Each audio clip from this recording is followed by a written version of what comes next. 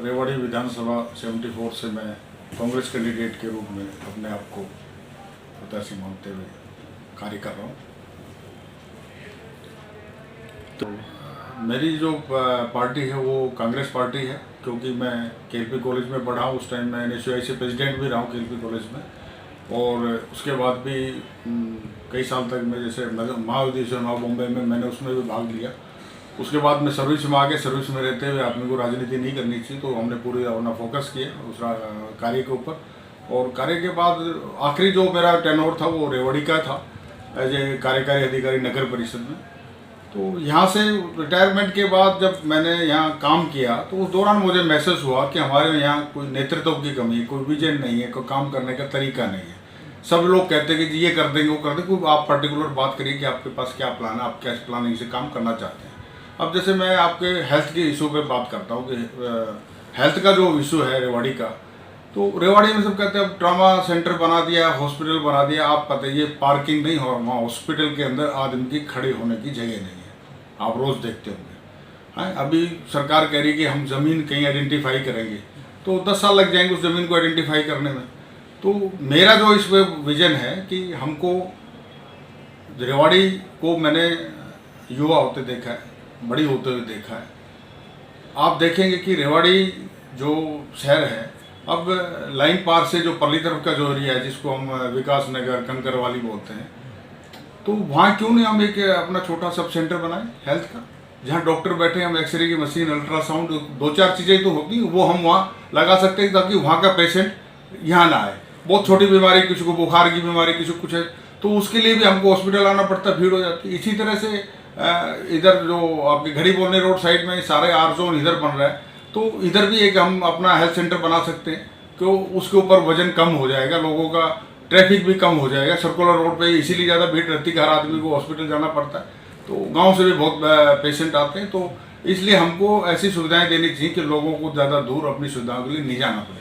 अब गरीब आदमी है, कंकरवाली से उसको कम से कम मैं मानता हूँ कि अगर उसको हॉस्पिटल में दिखाने आना है और वो बीमार है, तो क्योंकि हर एक के पास तो साधन होता नहीं, वो रिक्शा कुछ साधन से आएगा, तो कम से कम 200 रुपये तो उसका आने जाने का खर्चा है। तो ये सब चीज़ें हैं जो हमको अपने दिमाग में रखनी चाहिए, जो नेता हैं उनको ये काम करना चाहिए। दूसरा आपका एजुकेशन का है। एजुकेशन में हमको प्राइमरी एजुकेशन बहुत स्ट्रॉन्ग करनी चाहिए। हमारे पास हमारे जो टीचर हैं, मैं सोचता हूँ हरियाणा के टीचर हमारे इंडिया में सबसे बढ़िया टीचर है, वेल क्वालिफाइड है, सब बहुत अच्छा है। इंफ्रास्ट्रक्चर की कमी आप रोज़ अखबारों में भी देखते हो, आपने भी शायद न्यूज़ लगाई थी कि उस बिल्डिंग की जर्जर हालत है। तो हम क्यों नहीं उनको पब्लिक स्कूल जैसी फैसिलिटीज तैयार कर दें उनके लिए, कि हाँ गरीब आदमी अपना पब्लिक स्कूल के अंदर, उस प्राइमरी स्कूल के अंदर अपने बच्चे को पढ़ाए।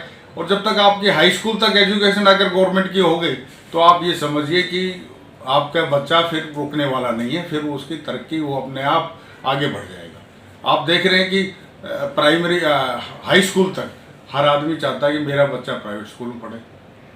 जब वो प्राइवेट स्कूल जब पढ़ के +2 चला जाता है, तो हर आदमी का चाहता है कि मेरा बच्चा अब गवर्नमेंट में पढ़े।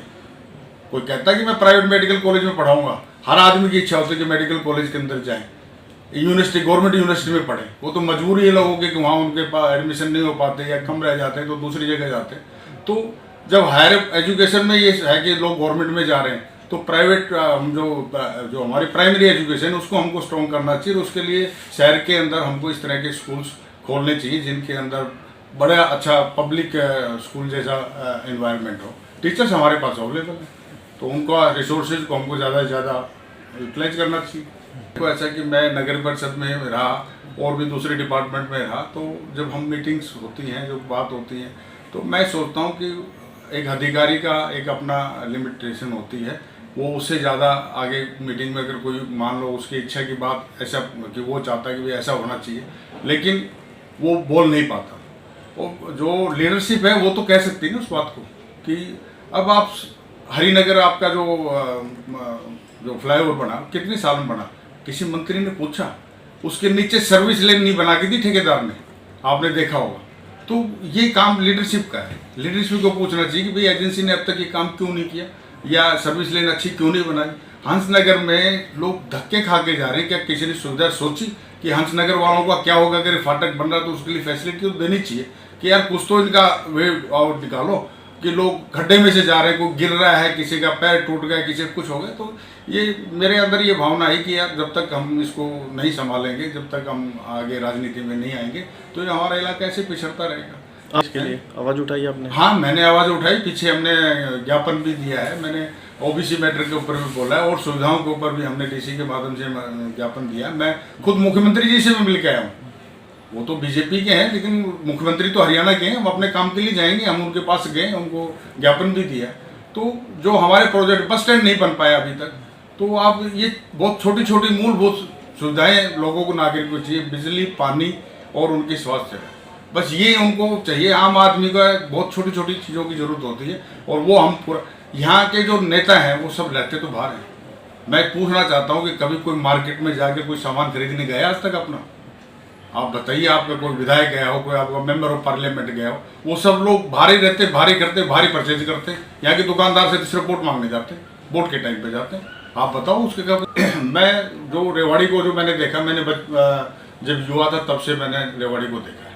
मैं यहीं पढ़ा हूँ, तो तब से मैंने रेवाड़ी को देखा है, बड़ी होती हुई देखा है। तो रेवाड़ी में अब जो इंफ्रास्ट्रक्चर तैयार होना चाहिए था, जो हुआ नहीं, वो सिर्फ लीडरशिप की क्वालिटी जो ना हमारी पोअर रही है, कि हमारी लीडरशिप ने कभी बहुत बड़ा उनका विजन नहीं रहा कि हमको शहर के लिए, सुंदरता के लिए क्या करना चाहिए। हमारे 20 चौराहे हैं, हम 20 चौराहे को ठीक नहीं कर सकते। मेरे टाइम में प्लानिंग बनी, हमने उनको मुरथल यूनिवर्सिटी से उनकी सबकी लेआउट भी बनाए, उनके एस्टिमेट्स भी बनाए, वो आज भी शायद नगर परिषद के अंदर हैं। तो अगर हमारे 20 चौराहे ठीक हो जाए, एंट्री गेट हमारे अच्छे हो जाए, तो आपको किसी चीज़ की दिक्कत ही नहीं है। हमने वो एस्टिमेट बनाए, सब कुछ किया, उसके बाद ये आचार संहिता लग गई, उसके बाद मेरी यहाँ से ट्रांसफ़र होगी। और जो लीडरशिप, मैं कहना नहीं चाहिए मेरे को, उस टाइम में कापड़ीवाद जी थे, लेकिन उनकी इच्छा थी कि शहर सुंदर हो, काम अच्छा हो, और उन्होंने हमारे को भी काफ़ी मोटिवेट किया। तो मैं कांग्रेस का हूँ, वो बीजेपी के थे, लेकिन उनकी एक इच्छा थी कि काम करने की, और उन्होंने हमको काफ़ी हद तक काम करने के लिए जो सुविधाएं जो दी, तो वो हम यहाँ पे कोई फैसिलिटी नहीं थी, हम साधन नहीं थे, डंपर हम लेके आए, टेम्पो हम लेके आए, डोर टू डोर हमने कराया, स्वीपिंग मशीन हम लेके आए। तो ये सारी चीज़ें उस दौरान हुई। और आपके सामने एनक्रोचमेंट रिमूव भी काफ़ी बार हमने ड्राइव भी चलाया, खूब हुआ। पंजाबी मार्केट में कभी आज तक नहीं, हमने पंजाबी मार्केट में भी किया, 2 बार किया, और लोगों ने साथ भी दिया। मैं मानता हूँ कि रेवाड़ी की जनता चाहती है कि कोई अधिकारी हमारे साथ काम करे, आप उनके साथ प्यार से काम करिए। मेरा कभी विरोध नहीं हुआ रेवाड़ी के अंदर, कभी कोई आदमी मेरे एक्शन के खिलाफ कोर्ट के अंदर नहीं गया, तो कभी हमारा झगड़ा नहीं हुआ। सबने और लोगों ने अपने आप भी हटाए, ऐसी बात नहीं है, लोगों ने अपने आप भी हटाए। तो हमको कानून व्यवस्था और वो नियम अनुसार कार्रवाई करनी चाहिए, उसमें भेदभाव नहीं करना चाहिए।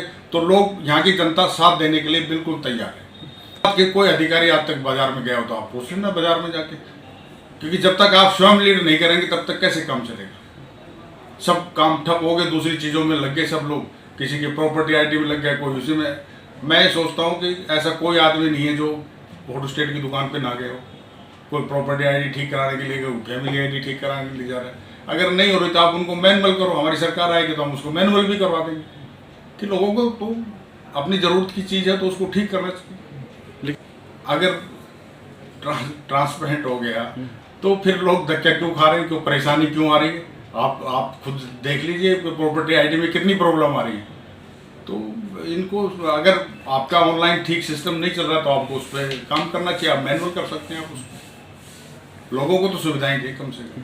चिरंजीव राव जी, मैं मानता हूं कि चिरंजीव राव बड़ा नाम है, उनके पिताजी भी यहाँ से रहे हैं और उनके दादाजी भी रहे हैं, तो नेचुरल है कि बड़ा नाम तो है, लेकिन मुझे भी पूरी उम्मीद है, क्योंकि जिस तरह से मैंने अपना इंटरव्यू दिया है और मैं केंद्रीय नेतृत्व जो हमारे हैं कांग्रेस पार्टी के, उनसे मिला हूँ, स्टेट के लोगों से मिला हूँ, तो उन लोगों ने मोटिवेट किया। उन्होंने कहा बिल्कुल भाई, राहुल जी कहते हैं कि ऐसा कुछ नहीं है कि भाई आप सब बराबर हैं, अगर हमको अच्छा कैंडिडेट मिलेगा तो हम उसके लिए ज़रूर ट्राई करेंगे। और मेरे को तो काफ़ी उम्मीद है कि इस बार कांग्रेस पार्टी मुझे सेवा करने का मौका देगी। ये बात तो आप उनसे पूछ सकते हो, और वो कहते हैं तो वो किसकी कट गई थी पार्लियामेंट में वो देख लो, तो वो उन्होंने कटवाई होगी फिर।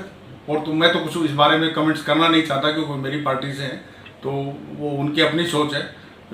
मुख्यमंत्री, उप मुख्यमंत्री, मैं सोचता हूँ मुख्यमंत्री तो कॉन्स्टिट्यूशन में कोई शब्द ही नहीं है सर। कोई उप मुख्यमंत्री का, मैं वो चीफ मिनिस्टर होता है, उसकी काउंसिल होती है, वो मुख्यमंत्री तो आमतौर से उसको बनाया जाता है कि जो सीएम से विरोध करता हो, कि उसको खुश करने के लिए बनाया जाता है। मैंने अभी आपको बताया रेवाड़ी के लिए हम हेल्थ सर्विसेज है, रेवाड़ी के जो ट्रांसफर सिस्टम है ट्रांसपोर्ट का है उसको ठीक करने के लिए, और एजुकेशन और उनकी सड़कें, बिजली और पानी, लाइट तो लगी हुई है, उनको सुचारू करना, बस इतना ही तो काम है। तो बहुत छोटे छोटे से काम हैं। आप सर्कुलर रोड तो सारा हमारा खराब है, सारे पे गड्ढे हैं, उसको ठीक कर दो, ट्रैफिक स्मूथ हो जाएगा और किसी की कोई अड़चन नहीं है। आपको सिर्फ उस पर थोड़ा सा काम करना है कि आप उन पैचेज को ठीक कर दीजिए तो अपना आप ठीक हो। आप देख लो नाईवाली पे देख लो, जज्जा चौक देख लो, रेलवे रोड पे देख लो, और उससे आगे आप दावड़ा चुंगी देख लो, फिर उसके अम्बेडकर चौक देख लो, बीएमजी मॉल के पास देख लो, बस स्टैंड देख लो, बावल चौक देख लो, सब पे खड्डे हैं। अगर आप जाएंगे तो देखेंगे और उसी से